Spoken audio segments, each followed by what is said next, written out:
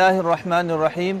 لقد صدق الله رسوله الرؤيا بالحق لتدخلن المسجد الحرام إن شاء الله آمنين.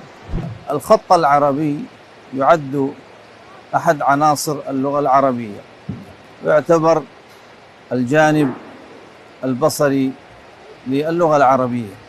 وبدأ المسلمون بالاهتمام بكتابة القرآن الكريم، وبدأوا يطورونه حتى أصبح فنا، واستخدم الخط في تزيين جدران المساجد وغيرها.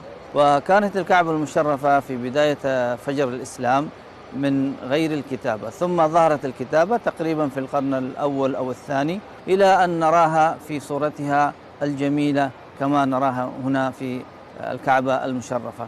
وطبعا استخدم خط الثلث الجلي المركب في كتابة الآيات على الكعبة المشرفة.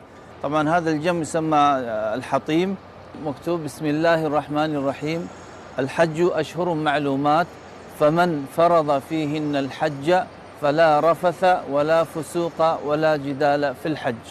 وعندنا هنا في الركن الصمدية وهي قل هو الله أحد، طبعا في المنتصف في بسم الله الرحمن الرحيم باللون الفضي، وقل هو الله أحد باللون الذهبي. ثم هنا عندنا قنديل وفيها يا رحمن يا رحيم.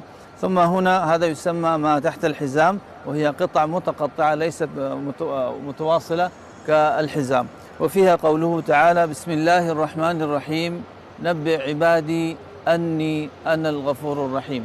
عندنا هنا قنديل آخر، وفي هذا القنديل الحمد لله رب العالمين.